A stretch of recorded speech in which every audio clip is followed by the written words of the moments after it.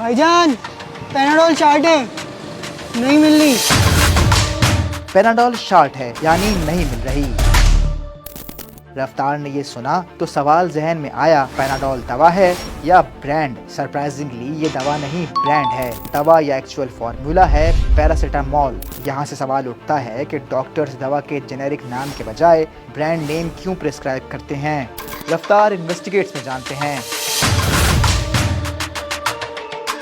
पैसे कमाने के हज़ार तरीके हैं, कुछ कानूनी हैं और कुछ गैर कानूनी, लेकिन कुछ तरीके तो ऐसे हैं जो लीगल तो हैं लेकिन एथिकल नहीं।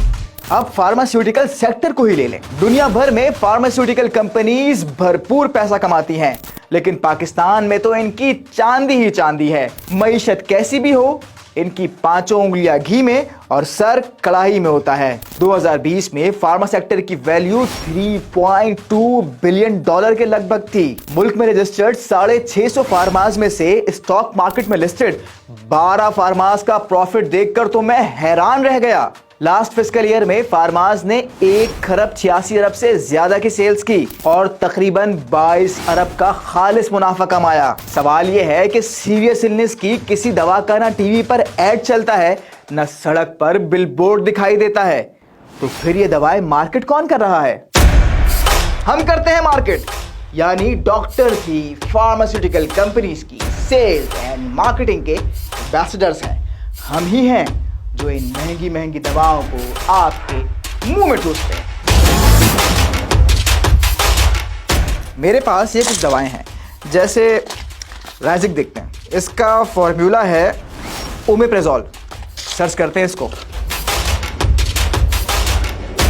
ओ खुदा, ओमेप्रेजोल 40 mg की कैप्सूल 74 मुख्तलिफ ब्रांड नेम से दस्तयाब है। और ये राइजिक जो है, ये 14 टैबलेट का डब्बा 440 रुपए का है। और सबसे कम है एसोविन 198 रुपए की। चलें कोई और देखते हैं। मशहूर पेन किलर वोल्टाल देखते हैं। इसका फॉर्मूला है डाइक्लोफेनिक सोडियम। वोल्टाल 50 का 20 टैबलेट का डब्बा 133 रुपए का है, जबकि इसी में सबसे सस्ता जो है वो है एनेरिन, जिसका 20 गोलियों का डब्बा है 42 रुपए का। और एक मज़े की बात बताऊं आपको मैं, हर मामले में जो मार्केट लीडर होता है ना, यानी सबसे बिकने वाली दवा सबसे महंगी वही मिलती है। अब ये महंगी क्यों है, इसकी वजह जानने के लिए चलते हैं मैकेनिक की दुकान पर। ये 2 एयर फिल्टर है, दोनों का काम सेम है लेकिन कीमत मुख्तलिफ है। ये लोकल है 40 रुपए का, ये ताइवान का है 70 रुपए का। हो सकता है क्वालिटी सेम हो, मुख्तलिफ भी हो सकती है, लेकिन ये मुझ पर है कि मैं कौन सा खरीदता हूँ, सस्ता वाला या महंगा वाला। लेकिन दवा के मामले में ऐसा नहीं होता। डॉक्टर जो दवा लिख कर देता है, मुझे वो खरीदनी ही पड़ती है, चाहे उससे अच्छी या सस्ती दवा मार्केट में मौजूद हो। और ऐसा इसलिए है कि फार्मास डॉक्टर्स को उनकी दवा लिखने के लिए फेवर्स और बाज़ मर्तबा पैसे देती हैं। ये फैमिली ट्रिप पे भी जाते हैं, भूरबन जा रहे हैं, मरी जा रहे हैं, या इंटरनेशनल टूर कर रहे हैं, दुबई जा रहे हैं, मैच देखने जा रहे हैं। मैच के टिकट लाके तो कभी किसी डॉक्टर की फरमाइश आ गई कि उसकी बीवी की सालगिरह है, कोई कहता है कि मेरे बच्ची का शादी होने वाली, उसका फर्नीचर चाहिए। ऐसा नहीं है कि फार्मास डॉक्टर्स को बस यूं ही पैसे दे देती हैं, बल्कि उन पर चेक भी रखती हैं। मैं वालदा को डॉक्टर के पास लेकर गया था, तो डॉक्टर ने जो है वो दवाइयाँ चेंज की और नई दवाइयाँ जब लिख के दी तो मैं बाहर आया तो बाहर एक मेडिकल रैप वाला खड़ा हुआ था। उसने मुझसे जो है वो पर्ची ली डॉक्टर की लिखी हुई और उसने उसकी तस्वीर ली। तो मैंने उससे पूछा, भाई ये क्या कर रहे हो? तो उसने कहा कि यार ये जो है हमें कंपनी को भेजनी होती है ये तस्वीर ना, कि डॉक्टर ने क्या लिख के दिया आपको। फेवर्स की एक शक्ल फार्मास की जानिब से ऑर्गेनाइज किए जाने वाले सेमिनार्स, लंचेस और डिनर्स भी हैं। इन सेमिनार्स वगैरह पर हर साल अरबों रुपए खर्च होते हैं, जिसका खर्चा मरीजों की जेब से निकाला जाता है।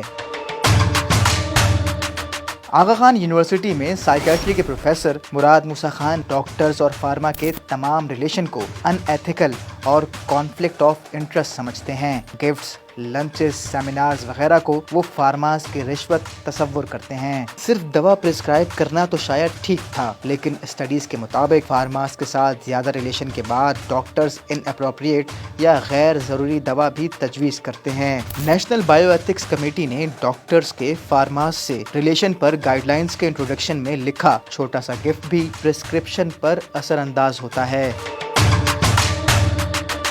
90% तक वायरल रेस्पिरेटरी इन्फेक्शंस जिस्म के मुदाफ़ियती निज़ाम से ही ठीक हो जाते हैं, लेकिन मुनाफे की जंग का नतीजा ये है 70 से 90% तक एंटीबायोटिक गैर ज़रूरी प्रिस्क्राइब की जा रही हैं और इस वजह से हर साल हज़ारों लोग अस्पताल दाखिल होते हैं, यहाँ तक के मर भी जाते हैं।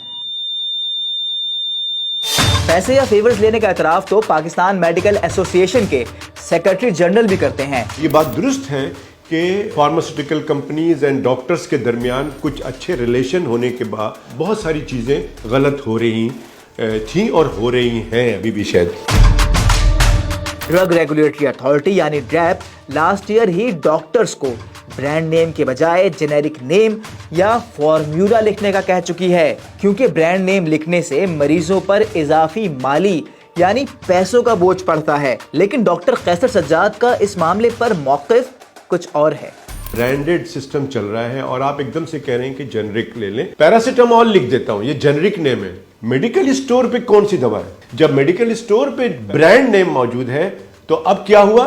डॉक्टर से आपने कहा कि ये लेन देन कर रहे हैं फार्मास्यूटिकल कंपनी से, अब फार्मास्यूटिकल कंपनी मेडिकल स्टोर से करेगी। हर मेडिकल स्टोर पे क्वालिफाइड फार्मासिस्ट बैठा होगा, वही दवा देगा। फिर तो बात समझ में आती है।